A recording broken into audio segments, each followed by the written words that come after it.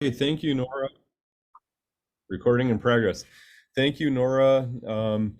Well, thank you to everybody who's here. I am so glad to. Sorry, my phone just started ringing. Like right now, it just started ringing. Don't you just love that? I'll call you back. Perfect timing. Always. Um, Always. Thank you, everyone, for showing up. And my name is Andy Harwood. I am the co-owner of the Vaz+Harwood team here at Keller Williams Premier Realty, and I'm so happy to be here with my friend Sean Corby. Fun story: Sean sold Sherilyn and I our first house in like 2005 or something. So I still remember that day, Sean. Can't I do forever too. forget. Absolutely. Yep, yep.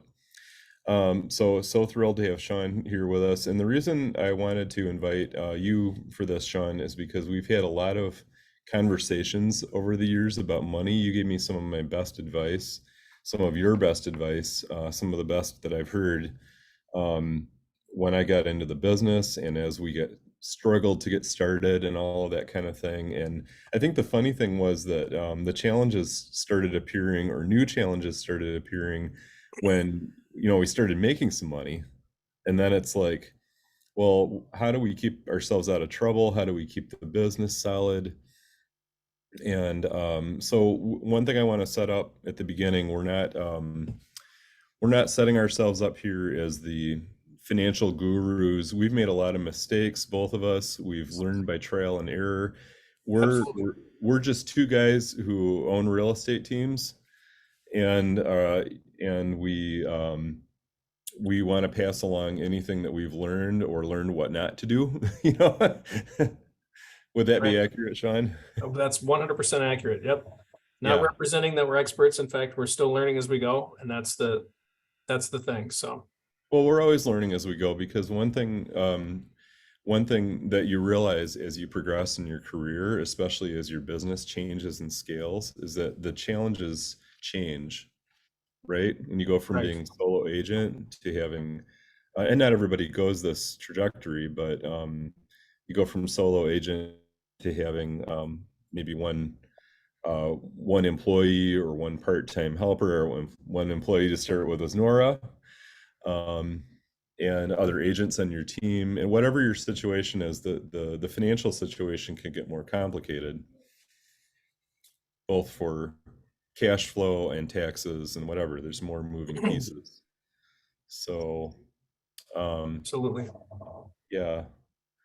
So, do you remember, like when you got started, and you've been in the business longer than I have, and you've been through more in terms of like 2008 and everything. Yep.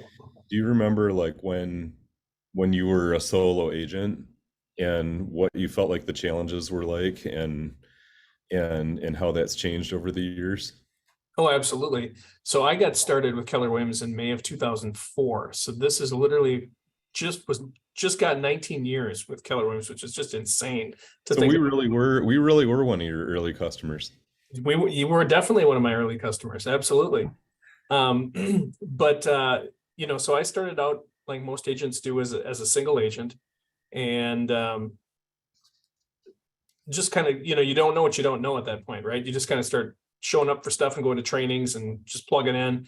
So I kind of hit the ground running, and it was, I think, probably 2000, 2006. So after a couple of years that I'd been with Keller Williams, I had like a really huge month. I had like 12 closings in June of 2006. And I like to say that I'd arrived. I thought, oh, I got this business figured out, no problem. Um, so then, you start to think, well, geez, maybe I need to have a team. And there was so much administrative work I was doing at that time. So, everybody's like, you got to hire an assistant, hire an assistant. So I decided, heck with it, I'm going to start building my team. So in September of that year, I hired my first assistant. And you know what the market was going to do shortly thereafter, 2006. Well, 2007, 2008, everything just fell off a cliff. So I had a front row seat to the fact that when you start building a team, you have hard expenses. And those hard expenses have to get paid whether you are making sales or not. Yeah. So I went from 12 closings in June to having like one listing into the fall, and then then that sold, and I didn't have anything going into the winter, and I had a full-time employee. So if you want a scary season in real estate, go into the winter when you're 2 years into the business with a full-time employee and nothing on the books. So long story short, that was kind of my first foray into team building. And then I'm going to try to keep this as condensed as possible. I went into a partnership, we built the team up. And then after a few years, I really got some traction underneath me, and then started building the team up again, just myself. So that's kind of the background of what I did. One of the things that I would say up front is that I think a lot of times people, when they're thinking about either building a team or they're just new to the business, they can get caught up into I'm going to have this huge team, and I'm going to have, all these sales, and you go to some of these big events, whether it's with Keller Williams or anywhere else, because there's no shortage of them around. And you get caught up into that kind of, I'm going to have a huge team fervor, right? Well, what's the point of being in business in the first place? It's to make a profit, right? So sometimes people get too caught up, and I fell victim to this at times, where I got too caught up in the building this huge thing, and then you lose track of the reason why you're in business in the first place is to build a profit. Oh, yes, absolutely. Right. So, and some of us are slower learners than others. So hopefully, if I can save anybody from some of the heartache of losing that perspective, I'm happy to do that. But so what happened then is we got kind of big, and unwieldy, and we had just a tremendous amount of monthly expenses. Well, all of a sudden you realize as a team owner that you can grind and grind and grind, and all of a sudden, you're supposed to have this business that's kind of going on its own. But if it's not profitable, then you are doing all of the business yourself, and all you're doing is financing the team. And that is not why you want to be in business. And so, I worked with my coach a lot, and also read a fantastic book, which is now kind of the way we look at things. And it's called Profit First by Mike Michalowicz. I don't know if anybody's read that, but fantastic book. There's even a book called Profit First for real estate agents. I've read it. I read the first one, not the real estate agent one. To check. Yeah, I think I like just the regular one myself the best, but he gets into some pretty interesting specifics too when it comes to just being real estate related. So one of the things that kind of turns it on its head, or at least did for me, is that usually you think, well, I'm going to have all these sales, and then I'm going to pay my people, I'm going to pay for all the lead generation and everything I'm doing. So OpEx, right? Sales minus your operating expenses, whatever's left over is your profit, right? So what he does is he turns that kind of upside down. He says, well, if the real reason that you're in business in the first place is to make a profit, you should put the profit first. And it doesn't have to be a dollar amount, but it has to be a percentage. So what he does is, and this is what we're doing now, is that whenever we get any kind of check-in, we do a certain percentage to profit. Then the next percentage is to our own pay, to make sure that we're getting paid, because that's why we're in business, right? As all of us as salespeople. And then whatever's left over is what you've got left for operating expenses. So when you think about that, it seems really backwards, but what's so smart about it is that you can't hide if your business is unhealthy, because you're not going to have enough money for your expenses, right? Because you make a certain amount.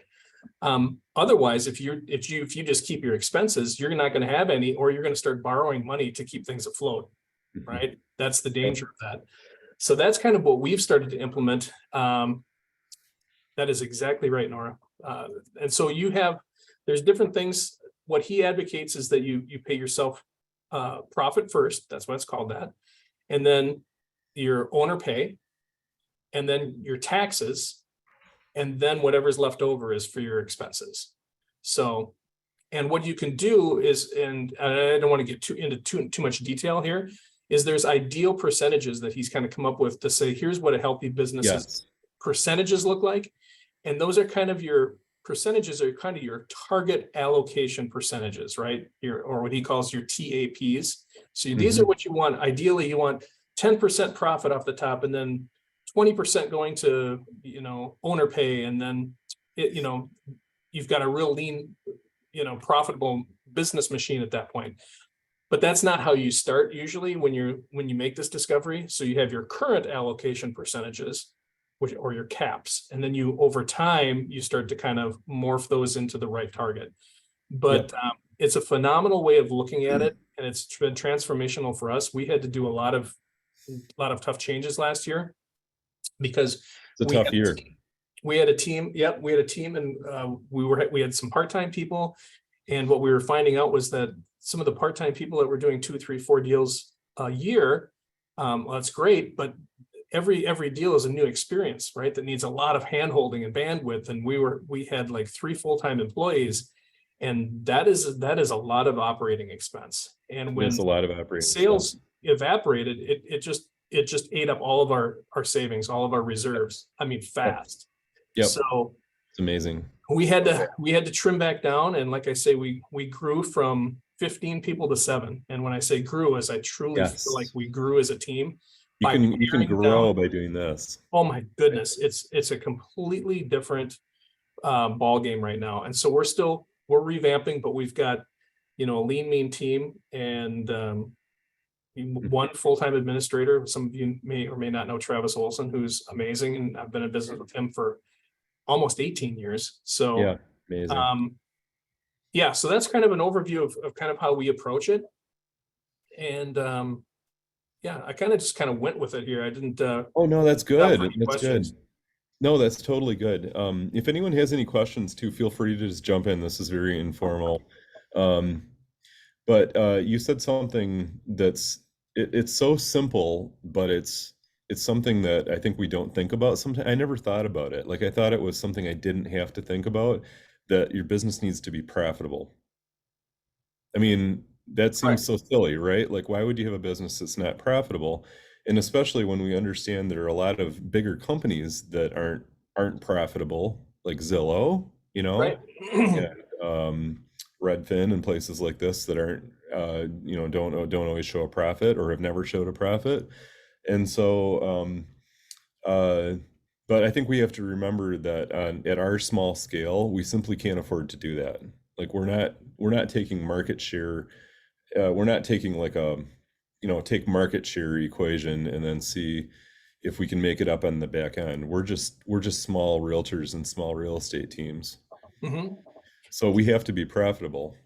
You Um, do, and I think one of the things that I've liked, that I've heard from Gary specifically recently, is Gary that Keller, yeah. Gary Keller, yep, Keller Williams, he noticed that there were so many people that were coming across the stage at, whether it's a mega camp or a family reunion or some of these big real estate conferences, that were like, we sold 1,500 houses and we have, blah, blah, blah, blah, blah, blah, blah. But if you look under the hood, they weren't making any money. And so he's like, well, Yes, I'm not interested in the vanity metrics. I'm interested in how much profit you made, right? Because absolutely. there are people out there that literally are working 15-hour days, and they're making what somebody could comfortably make on their own. So Right. what's the What's the point? point? And You know, you know who's broke? Realtors.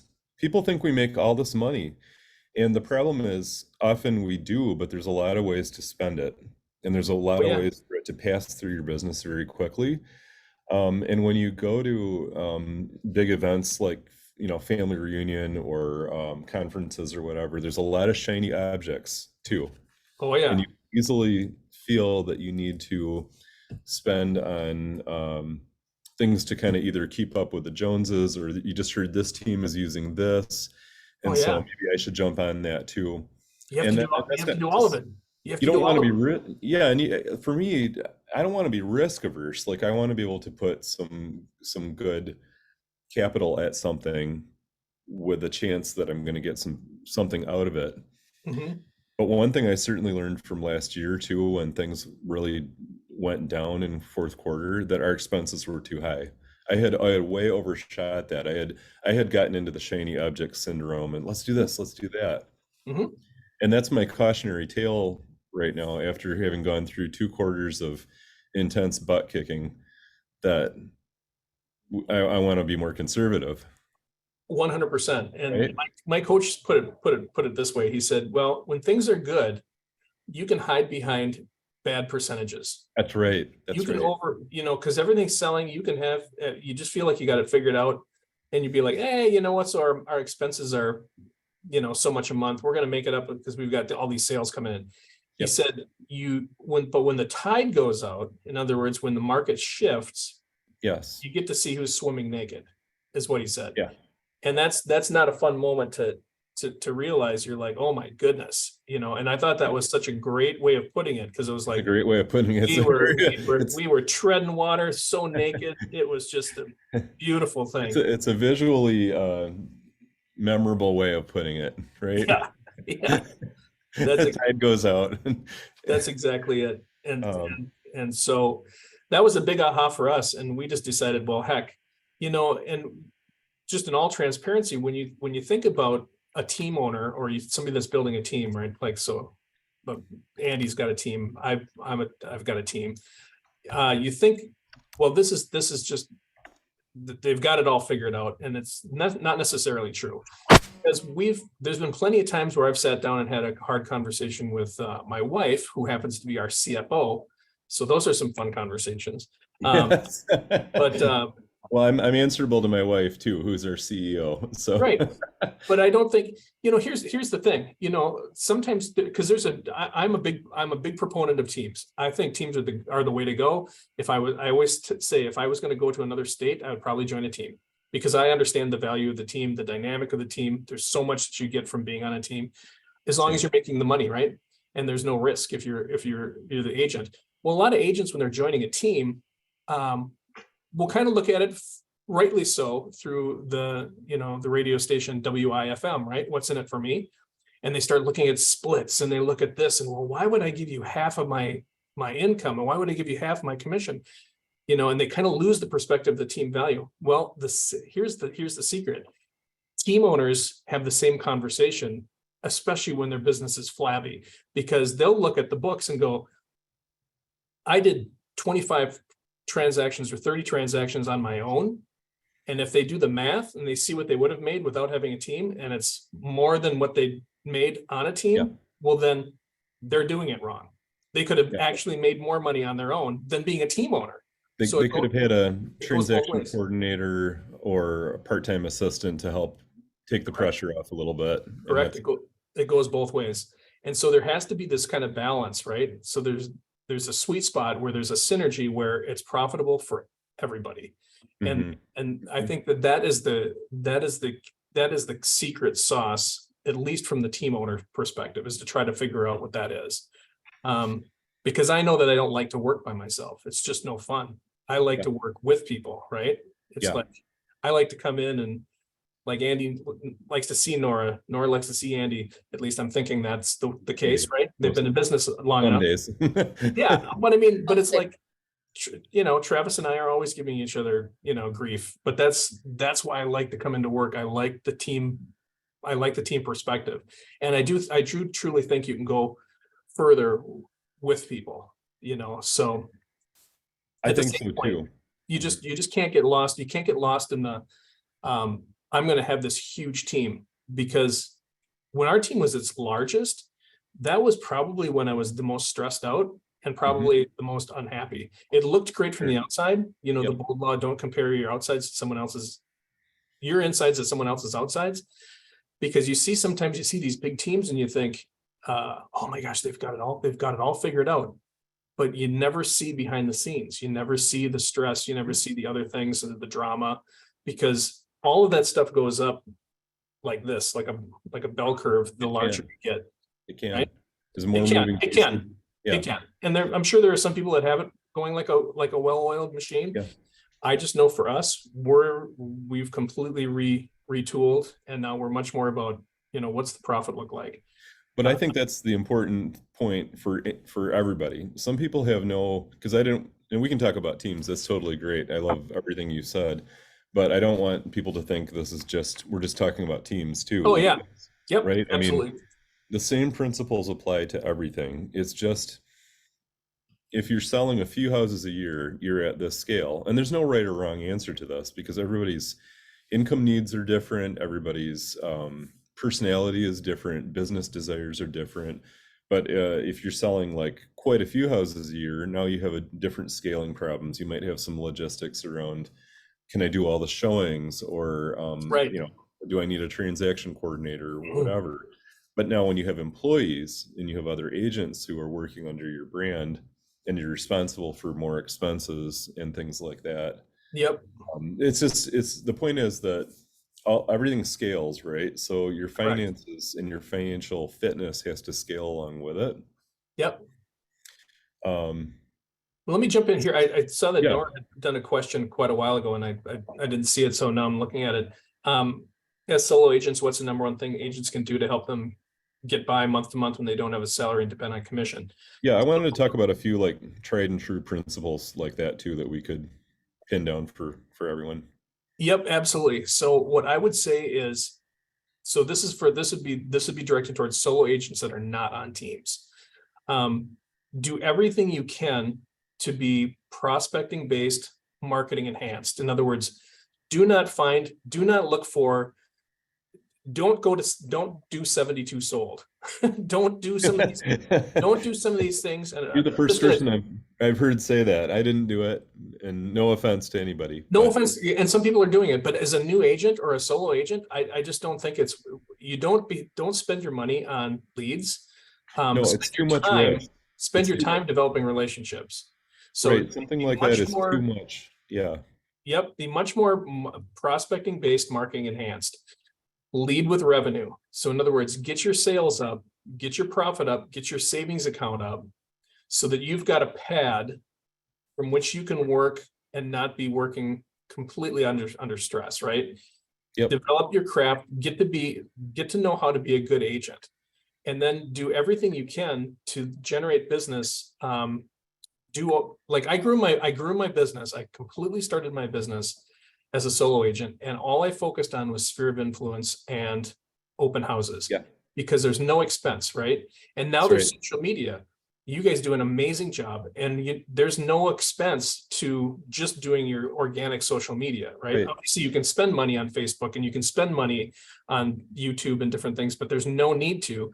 The people that do it really well, it's free, right? right, or So, and right. then I would treat it just like a business right out of the gate. Get your read, profit first, figure out what you need to make, and then reverse engineer your numbers and your sales based on what your goals are financially.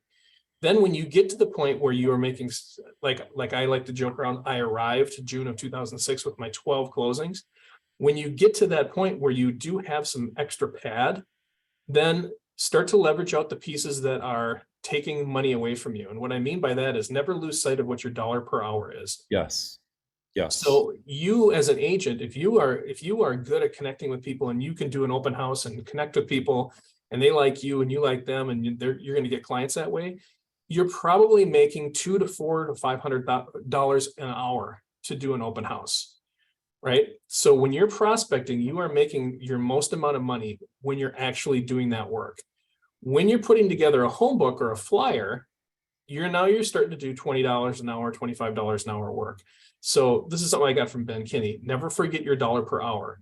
Now, in the beginning, do that stuff because you're going to be you're not going to want your expenses to be high at all. I'm you saying got the time. once you get to that Yeah, next level and it starts to actually cost you money to do those things, then leverage them out. But I would leverage them out on a piece by piece basis. Don't necessarily jump right into getting a full-time employee. Let, You'll know let's. you'll Mhm. know when the time comes, but there's plenty that you can do either virtually or by hiring people one-off to do some of that Yes, help. Um, on I that could keep topic. I could keep going on this one for a half an hour, so stop me, but hopefully that was helpful. Well, I wasn't going to stop you. I was just going to jump in and say on that topic, I know that's one mistake that I've made personally, and I know you can do that very easily at any scale of business, which is that you dive into something that costs money before you need to. And one thing 100%. that I've been tempted to do is get ahead of things before it shows up, and that sounds good. And sometimes you do need to do that, right? You need to be forward thinking and get ahead of this and build it so that they may come. But it's generally better and it's more conservative to start letting the problems show up a little bit. I know this sounds counterintuitive. You know where I'm going with this? Well, it's 100% Like true. like okay, so I'm gonna hire an employee, right? I should be doing that when I'm at the point where I'm really feeling the pressure, Mhm. right? That is Because if exactly you right. do it too early, you might hire somebody who has nothing to do when your business goes down again. And the caveat I think I would put to that is you hire that person when it's costing you money if you don't, Yes. right? Yes. Because they're going to take so much off your plate that you're going to be able to actually stay more in your dollar productive zone. So that's when you know, I think, when it actually costs you money not to do that. But And in the it's not always meantime, easy to know. It's not always easy to know. it's not, but you'll never, here's the other thing too, I'll say, and this is probably the number one thing, you'll never regret having low expenses. Yes. Keep them as low as you possibly can. It's true. You can easily regret having high expenses because if you just do, I mean, I learned that the hard way. There's nothing fun about paying a salary when you don't have any closings in a month, Yeah. because that money is literally gone, right? True. And at the same time, I want to just build on that there is seasonality in this business too. Your 100%. business in how no matter how much you lead generate or try to keep things consistent, there's going to be some seasonality, and so there are going to be high and low cash times, and you need to keep that cushion in the bank for when it's going to go down, probably in December, January, whatever. 100%. And you may need a credit line. I mean, there's nothing wrong with that as long as your business overall is producing what it needs to. You need to get used, you need to go from like the employee way of thinking that you're going to get a consistent paycheck to understanding you're probably going to make about this much money for the year based on your goals and past performance, and then build in some contingency for how if it's not as much, Right. and then understand that that's going to have you might make $100,000 in one month, but then you might make nothing in another month, and you have to be able to throttle that out over a longer period of time Yep. We to call pay that bills. we call that runway. Yeah, So runway, we want to right? have a lot of runway, right? So if you've got a big jet, whether that's you're a solo agent or you've got it's the same analogy whether you're a solo agent or a team owner. You have what you're calling savings or seasonality, pad for seasonality. We call runway. And the last thing you want to do is run out of runway if you're trying to take off, right? Yeah. That's never a good thing. So that was Yep. another analogy that got stuck in my head when I was talking to my coach. Just we ran out of runway, and that's not a good feeling. So, but there's never a better feeling than when you actually have enough pad in there so that you can make decisions from. Here's the one thing I'd say: having a big pad is you have to be careful because it's a blessing and a curse, right? Right. The Right. blessing is that you've got it, you've got it saved, but you can get to be a little bit too comfortable too, right? And then you start making bad business decisions. Oh, we've got this big pad, we're fine. And then you just get lazy in your decision making and your accountability with your money. And then We're all of a sudden, fine. We can, and I do it myself, and I have to be. It's tough. I have to be stopped sometimes, mhm, um, because you're like, well, we're fine. We can invest in the next level of growth of the business, and sometimes you do need to do that, and you can't just sit around being risk averse, being an correct, ostrich all the time, because then you don't grow and your business is stagnant too. But you right. need to be very careful when that money is going in and things are going well. I would say you just need to make sure that you have a few months of expenses in terms of cash, and then you're pretty much good to take some risks, 4 to 6 months, right? four to Then you six can say, months. okay, here's a new lead generation idea, or here's whatever thing that I want to do. What would happen if I did that and nothing worked out? Like I lost the money, Mhm. right? Yep. No. There's another great book. I'll say this too, if anybody's looking for great books. There's a book called The Road Less Stupid. by Keith Cunningham. And he's been through businesses up and down, and so he's got so many great things to say about being in business. And one of the things that he says is when he talks about taking on a new lead generation expense or something like that, kind of like what you were just saying, Andy, he asks himself 3 questions. He's like, what's the best thing that can happen with this expenditure? What's Yes. the worst thing that can happen with this expenditure? And can I live with the worst thing? Yes. If he says yes to all of those, then he will consider it. But you have to think it through. Yeah. You have to look at that, because there is so many different ways to spend money. The geniuses out there are all the ones that have businesses that are marketing to us realtors, because we'll buy anything. We will. It's just a fact. I mean, it's like, when I look at any financial thing on the spreadsheet, whatever in my head, whatever, I like to ask the same questions. But the way I look at it is, what's the best possible outcome? What's the most likely outcome? And what's the worst case scenario? The problem with me is that I'm such a freaking optimist that I can easily talk myself into the best case scenario. well, you're not going to have me casting any stones. Here's something that I've told myself for in error for years, and you guys can watch out for this. If you ever say to yourself, all I need to do is make one transaction, then this will pay for itself. If you ever say anything like that, you probably shouldn't do it. Nora, we need a new sign for that, like our new little, If this just turns into one transaction, it'll pay for itself for whatever, Yeah. how much time. We have these little signs all over the office. Run. That laminate, and we little sayings and things. We should put one up for that. Absolutely. And I'll add on that topic.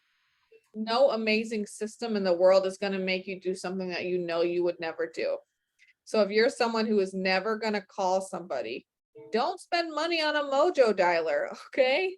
If you're someone who is never going to post on social media, don't pay for a Facebook ad, right? I mean, like, just because other people are doing it and using it well, if you as an individual know that you won't do it, it's not going to magically fix it. It's going to magically cost you a heck of a lot of money. So yep. Only really be serious with yourself about systems that can optimize what you're already doing versus trying to fix a hole that it won't do. Mm-hmm. Well, Gary says this too, and this is something I love. Gary says this is a simple business. It's not always easy. Yeah. Right? So you could literally outsell somebody by calling names in a phone book, right? That's super simple.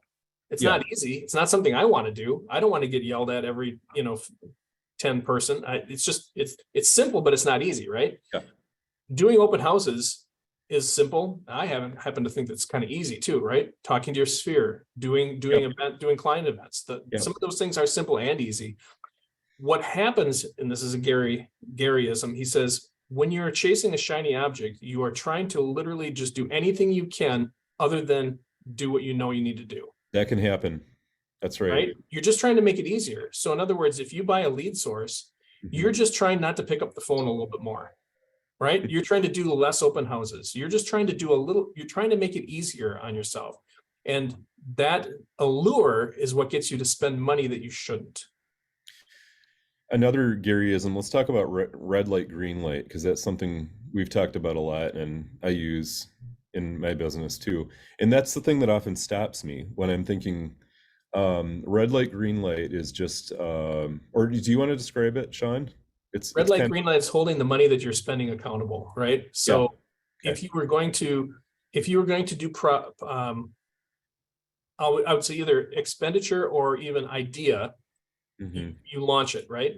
If it's profitable and it's getting you a good return on the money, then it's a green light, right? So in other words, if you knew you were going to get a 20% return off everything that you invested into X, whether it's the business or the stock market or anything, well, you'd be hitting the button as fast as possible, right? Because the more you do, the more return you're going to get. That would be a green light. Red light would be like, I've got this new lead source that I'm going to spend, and I'm going to spend $1,500 a month on it. I didn't get anything this month. I didn't get anything next month, but I could see where I might get something on that's almost an instant red light, because you've lost money. It's it's not going to help you. It's going to help the business that you're purchasing it from. And then you would pull that back. And Yeah. to kind of piggyback on what Nora said too, some of these things actually work for agents, but they don't work for the people that aren't going to actually work with them. So like, I really Yes. like what she said about be honest with yourself as to whether you're going to want to operate in that silo of lead generation, because Right. I hate expires. I've never done, I think I've maybe done 2 in my Same. career. I just don't like them. I don't like FSBOs. Some people are good at it. Some people build their businesses on those. Right. You don't have to do anything that you don't like inside the business. So don't get the Red X, don't get the Mojo, like Nora said. And I've done all of that. I've gotten them and Yeah. let them go, and gotten Yeah. them, and let them go. And, Also on that topic, is there a way when you're considering a new thing that's going to cost you money, is there a way to do to try it a little bit? This is one thing, I never sign long-term contracts. I won't do it for anything. Even if the Right. software or whatever, the long-term contract will save me a little bit more money. I would rather spend a little bit more, unless we know we've been using it for 3 years and we're good. right. That's fine. But is there a way that you can try it a little, green light it a little bit, see if it's working, and then invest more in it? Like if that's working, okay, Yeah. then we can double our budget or 1.5% the budget. But Right. don't just go into something that you're not sure about and Yeah. put all your chips in. Yeah. I would say it's going to be a case by case basis based on what it is that you're investing in. Yeah. Yeah. But I would say that the amount of latitude that a place might give you is indicative of their confidence in their product, right? Sure, So absolutely. if someone's willing to let you test drive something for a month, there's not a lot of risk to that, right? Because if you Give it a get try. something, why not try it? But if they're Yeah. like, well, we do a 6-month minimum contract, you might want to start thinking about it a little bit I wouldn't harder. do it. I've done it before. Yeah. And it's just you telling yourself, again, all I have to do is sell one house and this will be paid for from it. And again, do you ever get into that thinking that you should hear clanging bells from here forward? Don't forget, I on remember one that house- bald guy told me that I heard this in my head. Well, don't forget on the one house, so let's just say we sell a house for $10,000. We don't get to keep the $10,000, do we? Mm-mm. Because 30% of it has to go to Uncle Sam in the state of Minnesota, Yep. right? Or more. Right. And then another couple grand of it or something, we might be on a split at our brokerage still, or we have other business expenses that are factored net into it, right? Your overall operating expenses has to be deducted on an annual basis from every sale that you make. So that's another thing I realized way too late, is that if our operating expenses is 30% of our business, which is good, which is normal, that's basically on the model, a $10,000 commission, we take 3,000 off it for OPEX, operating expense, right? Mm-hmm. More off for taxes, and so Yep. you can't just take it. It's just such a bad analogy to say, well, just one house and it's paid for. Oh, absolutely. Absolutely. And again, what you're talking about when you're talking about when to take that money out, that's such a huge thing. And it's unless you've kind of done them both ways, it's really hard to see how important it is to do the profit first method, because Yeah. when we did it the other way, we would take all of the money that we've made and put it all into our business account, right? And then the business account would get large, and then we would pay ourselves a salary and we'd maybe take some dividends over a certain amount. But again, all we were doing was hiding the fact that our business was unhealthy, right? And you run out of runway, it's gone. But when we flipped it on our head, it's a little bit more, we don't have as much margin, but it's almost a good thing, because we can see, oh boy, we're running really sparse. We need more sales, right? So there's a little bit more pressure because you have a more accurate idea as to the health of your business. Yeah. So that's where that paying yourself first with the profit and the owner pay, then the taxes, then the OPEX. That's, it's hard to do. It's really hard to do. It's so counterintuitive. It seems so backwards.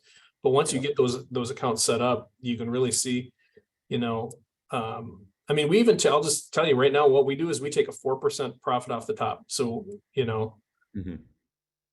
What's 4% of $1,000? Is that $40?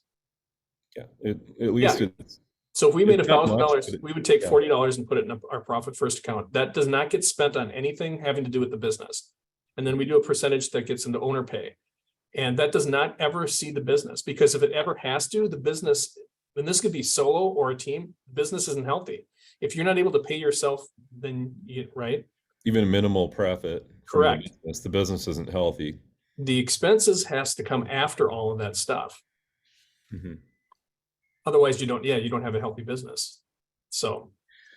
Sean, Well, for everybody listening, you're saying your profit first account, but that's not your income. So what are you doing with the profit first account? That's a great question. So we've been doing this now for probably religiously for about 1.5 years, because I, had my, my reawakening here, in the last couple of years. We put that into well, this is more probably into the details and maybe everybody wants or needs, but I literally allocate that stuff into a saving. We've got one bank with all those savings accounts, and I name them profit, owner pay, operating expense, right? All of that stuff. And then I literally transfer that to a bank that's not that bank. So there's 2 accounts that I have at a different bank, and it's profit and taxes. So those are the 2 things that once I'm there, I never want to touch the taxes, right? Because you don't want to be surprised by that at the end of the year. And that's all in his book too. Yeah, it is. It's all in there. You're taking that system and doing it. Here's the thing that's really cool. When you take the profit first, whether it's 1%, 4%, 10%, whatever you decide, it adds up. It really does. And then that's money that you can use for whatever you want. And so we've, over the last year, put enough in there where we're like, my daughter's going to go to Japan on Friday and study abroad for 3 weeks, and it's coming right out of that account. Yeah. So we're not having to put it on a credit card or anything like that. It's what we get to decide we want to spend it on, whether it's going to be furniture or a trip or her studying abroad. So that's kind of what we do with ours. But that's not, by the way, that's not living expenses. That's your kind of your gravy, right? You do that first, and then you do your owner pay, which is how you pay your mortgage and groceries and insurance and all that stuff, and how you kind of do your monthly household budget. So that's kind of the delineation between those two categories. Well, thank you so much for all that. And we were going to keep this to about 45 minutes, and we're there. So awesome. Any parting thoughts? No, hopefully that was helpful. That went quick, and hopefully that was good. But yeah, if anybody has any questions, I still be happy to answer any questions. Yeah, I just want to wrap it up by saying I don't really have a question. I have like a comment. Yeah. Hi, Shanae. Hi. I just wanted to say, like, I appreciate you guys for touching bases on expenses, like, especially for myself, just getting into the business. I did come in with the mind frame that, oh my God, I needed, to save all this money to be able to do this and to advertise and to market and to do all these different things, and I was very stressed and nervous about it. But then actually getting into the business and listening to, everyone around me, and especially being on the team now, which I'm very grateful for, because then you learn those different things that you can do without having to, break the bank just to get started. So I definitely appreciate that, because I was one of those people like, oh my gosh, I have to pay for this, and, things that I, again, probably would never use, such as, cold calling. But definitely that definitely I appreciate that. Yeah, when you're getting started, don't spend on anything. And that's one of the benefits of a team, is that we carry the expenses for a lot of things that can make it just a lot easier to hit the ground running. So I'll add to a team is a great place to get started, because you do have a split, but because they carry the load for the software systems, etc. They help you with the marketing efforts, the sign panels, the open houses. The team will cover all that you normally have to spend money on. But I'll also say, because you're on a team with a split, you'll learn to manage your money that much better, because You know, as you are longer on a team, your split might get better, you know, as you are in the business more, you will get higher price point clients, right? So your income can only keep going up. And then, you know, eventually if you decide to leave the team and go off on your own, you'll have good systems in place for how you should manage your money, and you'll have experience using different systems, and you'll kind of have an idea of like, this is a good way to spend my money, this is not a good way to spend my money. So you'll be more prepared to enter the business as a solo agent afterwards if you choose to. You can also watch us make any mistakes and say, oh, I don't want to do that. They're like We'll watch them bark their shins, and then we'll right. take notes. That's what we did. I mean, yeah, and that's why I appreciate and that's why it's so worth still going to some of these events, because I always appreciate the agents the most that are willing to say, here's how I screwed things up. Yeah. And here's what you can avoid, right? I don't want to hear I'm the greatest and I've got it all figured out. I'm like, you don't learn anything from those people, you know? I don't know anybody who's at the top who hasn't gone bankrupt or, you know, gotten royally whatever at one time or another. So exactly. yeah, that helped me a lot too, to know that I wasn't some screw up. Like everybody I know has made these same kind of mistakes too. Oh, 100%. And I didn't always listen to you. I should have listened to you. So I don't listen to myself sometimes, so it doesn't matter. There's that too. Just ask Katie, my wife. So well, Jen? I was just saying thank you for all of your time. This has been great. Always helpful. Awesome. Great. Well, we'll wrap it up then, unless there's anything else. Thank you so much, Sean. Yeah, my pleasure. My pleasure. Hope people got something out of it. This is a good reminder to me. Awesome.